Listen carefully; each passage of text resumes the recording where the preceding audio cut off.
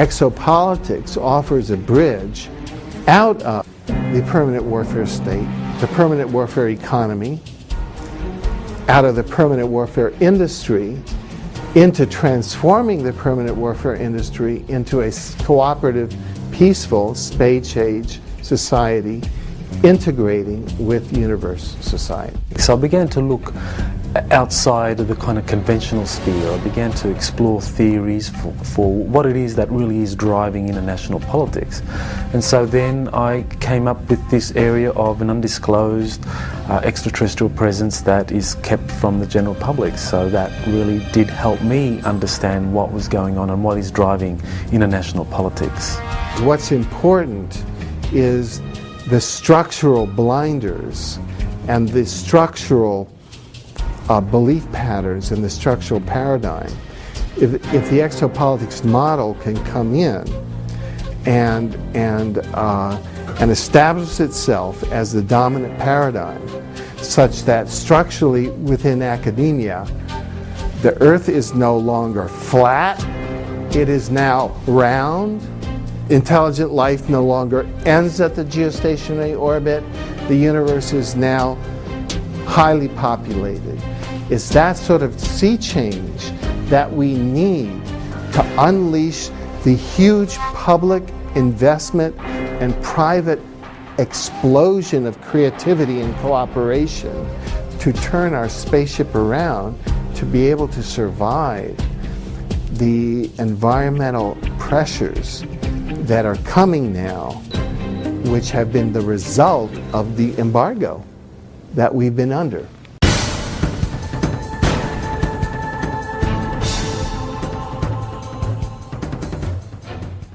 Are we, the people of Earth, on the verge of technological destruction?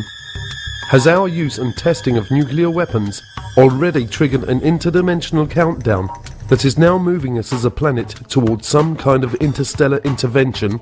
Even though there's clearly no evidence, and I want to emphasize this, that these extraterrestrial civilizations are hostile towards us, I think they're very worried about our hostility. I always turn this on its head, because most of these sort of documentaries are always like alien invasion and all this stuff.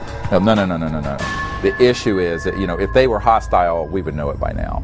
It's clear to me that what's going on is that they're very concerned that at the time that humanity reached the ability to go into space, early space exploration, 50s, we also had already developed weapons of mass destruction and thermonuclear and hydrogen bombs and stuff.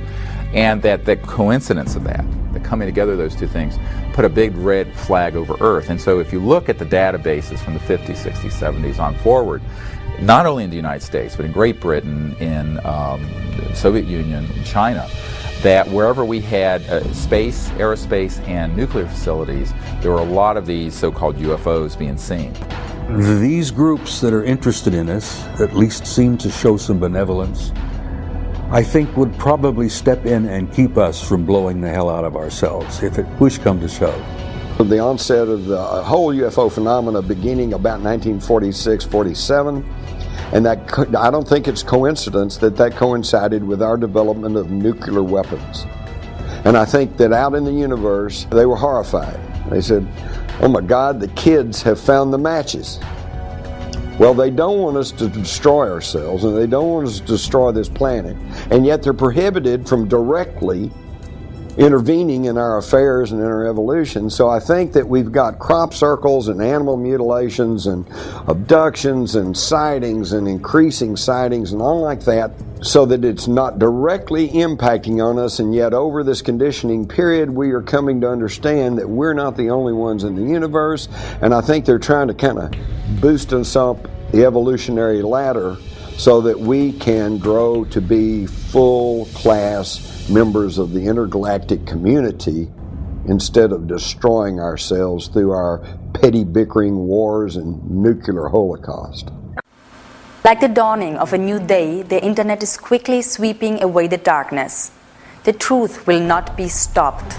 We're now seeing this wall of censorship cracking apart in the United States. Just recently we had a major TV network special, and I found it absolutely amazing because Peter Jennings of ABC just very matter-of-factly told a national audience that the Robinson panel of the 50s and the Operation Blue Book, Project Blue Book of the 60s were not really scientific-based investigations. They were just public relations efforts to try to get people not to be thinking about UFOs.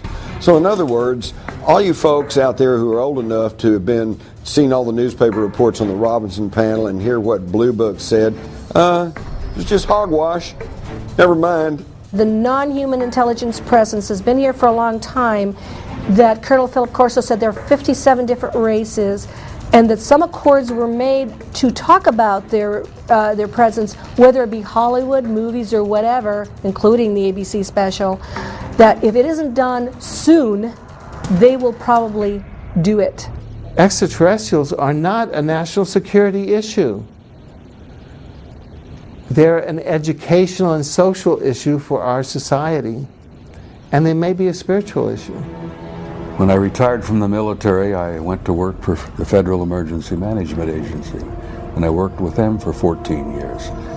So I've got 42 years of government service behind me, and throughout all those years I had the very highest security classification you can have, top secret.